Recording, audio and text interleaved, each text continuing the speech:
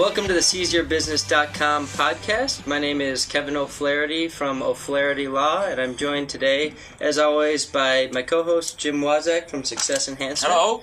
And our guest today, our first three-peat guest, because his other podcast episodes we did were really content-rich and good, is Troy Golden from Golden Group Real Estate. And our topic today is going to be choosing a location for your business. The past two episodes that we did with Troy, we talked more about sales and a sales perspective, how to find clients. Now we're going to talk about what he actually does for a living and have him give us some advice, because he's a commercial real estate broker, on how to choose a location. So thanks for being here for the third time, Troy.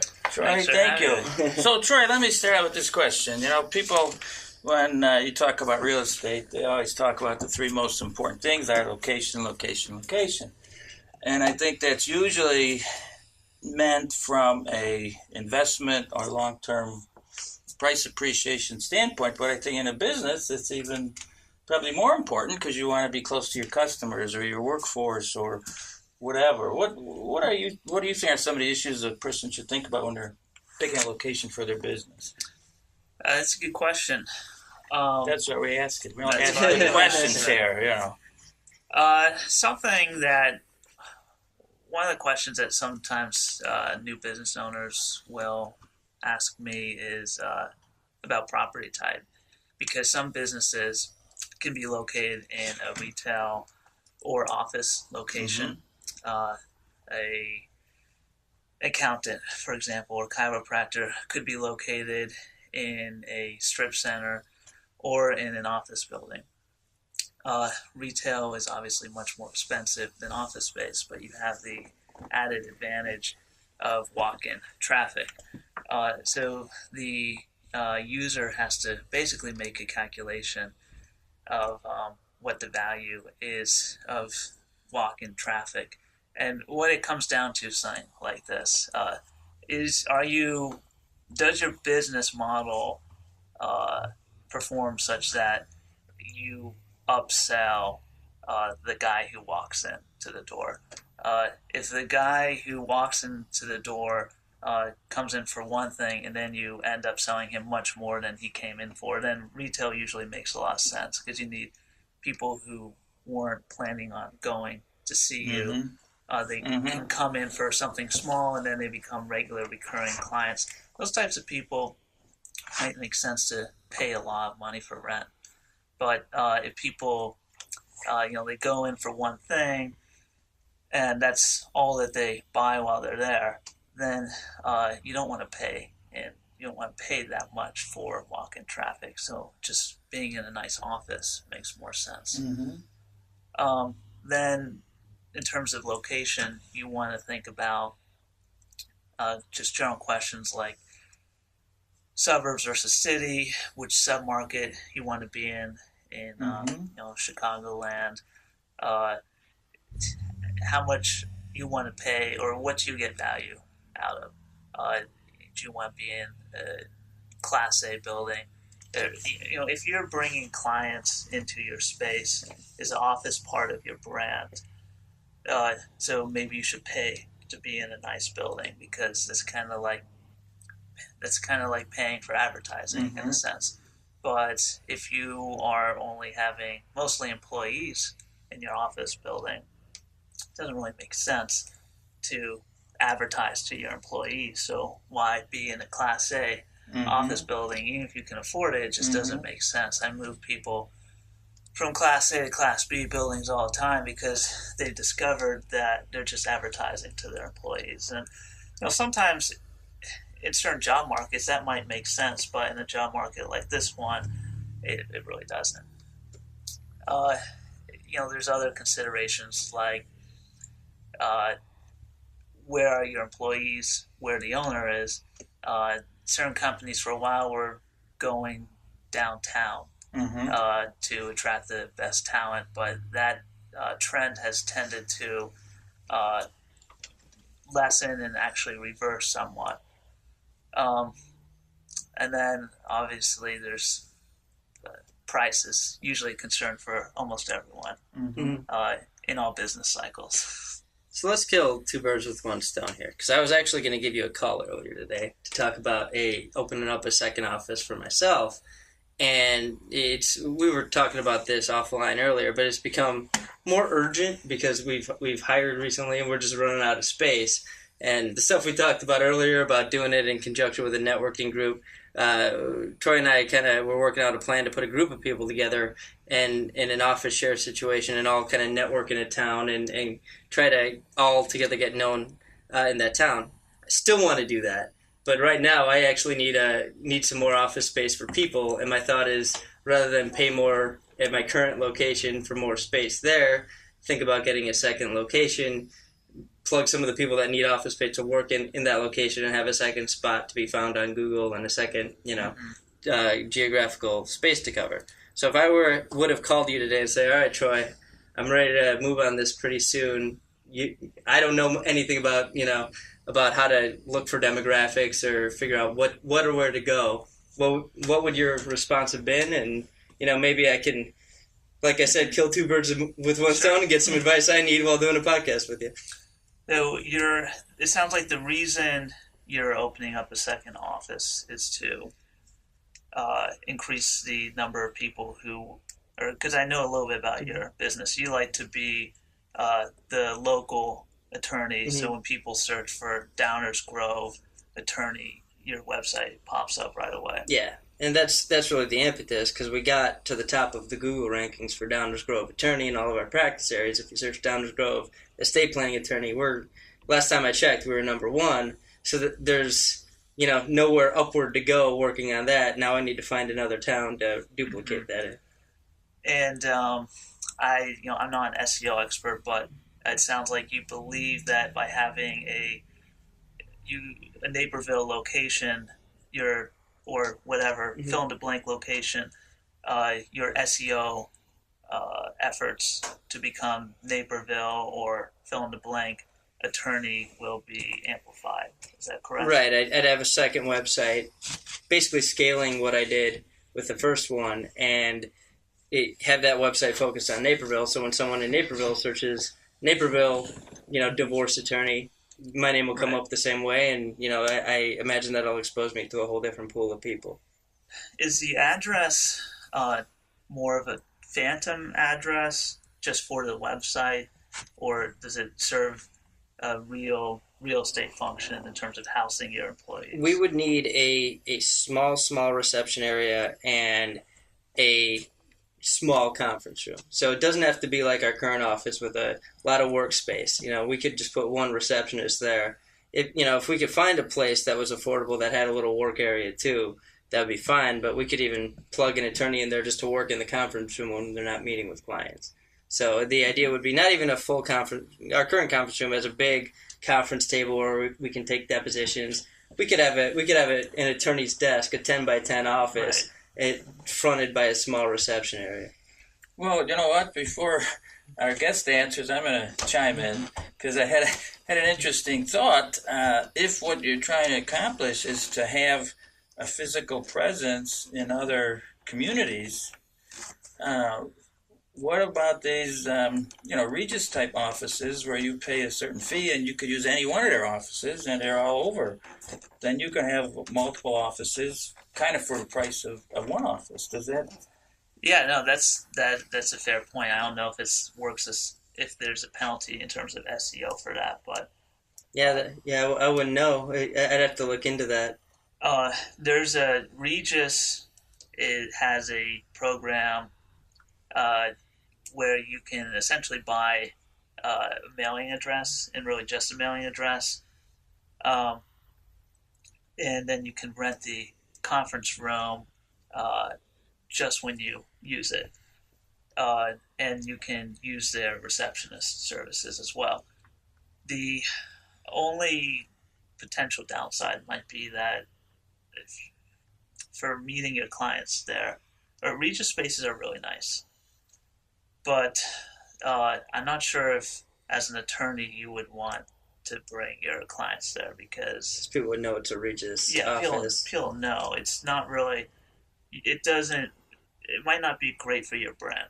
And I really do like, part of my brand is I've got this big sign on the corner of Main Street and the train tracks in Downers Grove, and that's really helped keep me visible in the community. So, one of the things that I would talk to you about is, and you kind of covered it initially, is, how important is that storefront signage, even if it's on the second floor like we are now, and if I'm going to do that, how important is it to be in the, downtown of a community versus get, a retail space, somewhere off the main drag.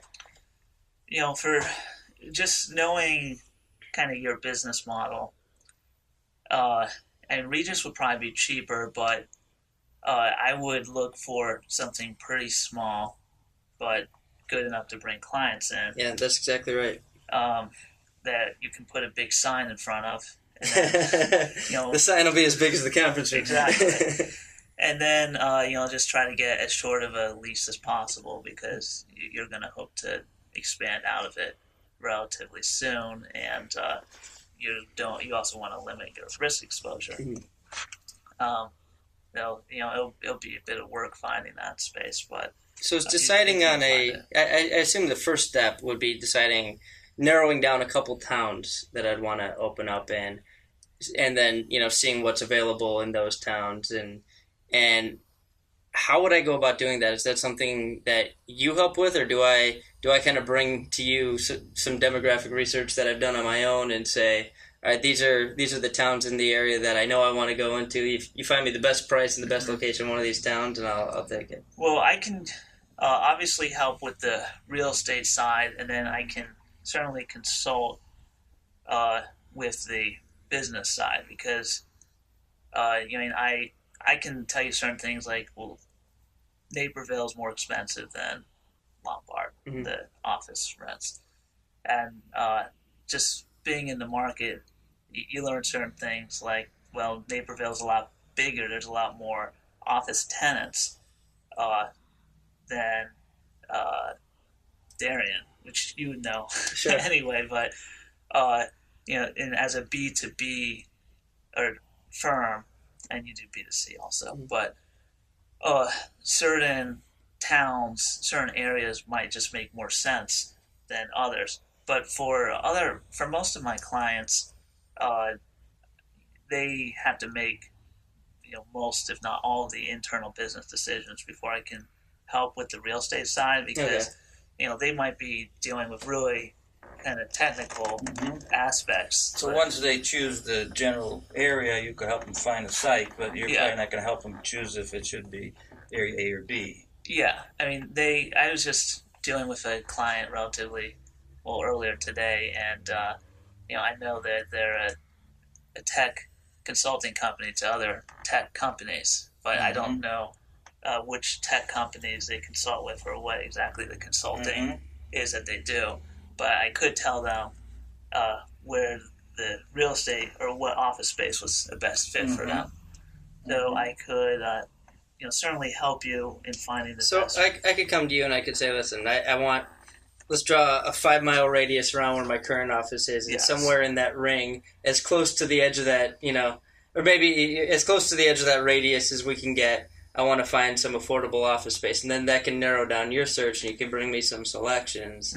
And then I can, based on those selections you give me, and the pricing on that, I can say, well, this is the lowest price, but is it really in the best town demographically for me to do business in? Yeah. And I think, though, one of the things, like for your situation to think about is, what's the value of having all the people in the same spot? To me, that's something I've wrestled with real hard over the past. I would feel like there's a lot of value to that, because Joe is working on some case and he can't think of another precedent case to cite, so he says to Sally next to him, "Hey Sally, what do you think of me?" You have all that camaraderie. Plus it's less lonely. I think if on the other hand you're going to have each attorney in his own office, almost like a franchise, so maybe then you do want to spread them out. Our office is, you guys remember the show West Wing, where everyone's always walking around talking quickly, passing papers. I really like that show. It's our office is like that in a 20 by 20 space. Yeah. So there's a lot of collaboration. So I am a little bit fearful of losing some of that by opening up a second location. So the question I think then becomes, what is really your sort of intermediate term strategy? Not just what should you do today, but where do you envision yourself being in 5 years, and then see what's going to support that, and sort of start building that foundation today. Sure. And because I think the opposite example where you definitely want a second location is if more like a retail example. I mean, if you've got a successful hot dog hamburger place in Downers Grove, well, maybe it makes sense to build one in Darien, because people probably aren't going to come that far just to get a hamburger or a chiropractor. And that's exactly the situation I've got. So there are some clients that'll go more than 5 miles for their attorney, but we're just like your dentist to some extent, where a lot of times they'll look in the 5 mile radius for an attorney that's close, and if it's past that, they won't want to go there. So there's whole markets that we're not able to reach by just having one location. So then the question would be, how deeply have you penetrated your immediate market, and is there greater opportunity staying here where you already have some presence and leveraging that, or have you gotten your maximum market share here and you need to look in other areas? And that's what spurred this. Was once I saw that we were number one on Google, for Downers Grove stuff. That's at least that's one aspect of marketing. There's all other things, yeah. But I'm pretty networked in the community too. So on several layers, we've penetrated. If people don't know about us in town, they're not trying. And so that's what kind of spurred this. Where before it was all about, hey, how do I get my website to rank higher? Well, now there's I'm not going to compete for Illinois attorney. That's right. That's impossible right now. So it's finding the next place I can compete to grow the business. Are you? Where do you get most of your business from? Are people finding you on the web, or is it mostly word of mouth and referral? Well, it used to be about 80% referral, 20% web. But the past year, since we started ranking higher, it's been about 50-50. Okay. So, and that isn't because referrals have shrunk; they've grown, but the web presence has just grown so much. Because the other challenge to having a second location is then you need a second Kevin. You don't just need a run-of-the-mill attorney. You need that person who can get out in the community and build, your identity as you have. Yeah. So that's another thing to look at. Yeah, and that's why we've been trying to put together a sales team for the past year. Okay. So I have a second Kevin. I've got a really good business development person, but I'd like to get a third and a fourth and a fifth. Scale up in every area. While maintaining the same. Sure. The difficulty comes in as you grow. Maintaining the same level of client service. Right. But I don't want to get too far afield on me personally. But if I'm coming to you with this, what does the process look like, and what are the next? So you said, all right, give me the parameters of the search, and then what happens? Usually, someone, just to make it generic, someone will come to me and saying, I'm looking for office space, a new office, or I'm relocating my office. I need about 2,500 square feet, and I want to be in, let's just say, Naperville, or within a 5 mile radius of X, their house. And I'll ask them questions like,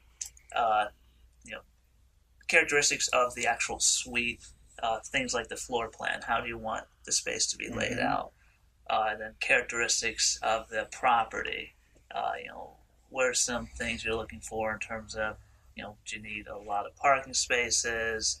Just tell me how you'll operate out of the space. Is it just general office use, or is it, if it's some businesses have heavy traffic, so they'll need more parking, or there's just some places, if they're operating classes regularly out of the space, that'll be an issue for some landlords or medical office users. They have to be on the first floor. The building has to be ADA compatible. I just need to know things like that. So basically, if somebody is unsure about, what their needs are, they should probably contact you and request your worksheet where you have all these things spelled out and they can kind of check the boxes.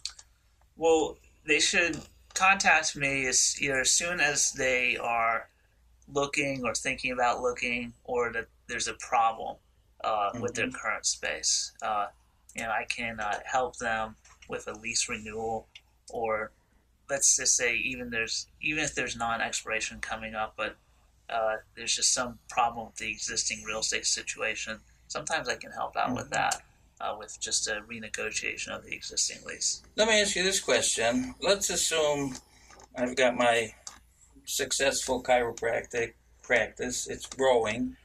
I need more room. And I'm going to move to a bigger space, but I'm not sure if I want to rent or buy.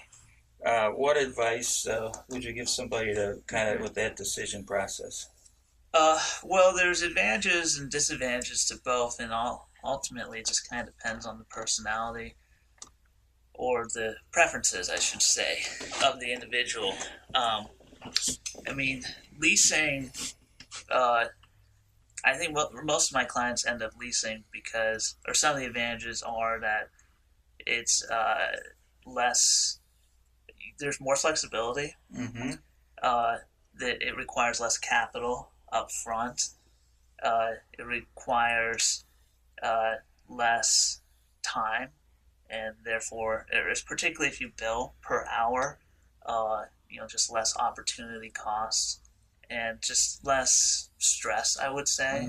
Being a landlord is not easy. Even if you hire vendors to do everything for you, it's very difficult or people, I don't think, appreciate. Yeah, because I always thought that was just kind of the sweet life. You get your money rolling in from rent and paying property management, and you don't have to worry about anything. It sounds more difficult than that, huh? People underestimate how difficult it is to be a landlord.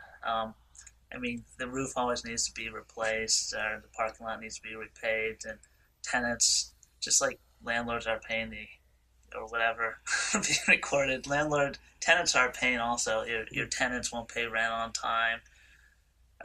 There's just more stuff to manage. You're basically buying a business, so now you're running two businesses, and you're taking time and money away from your primary business. Sure.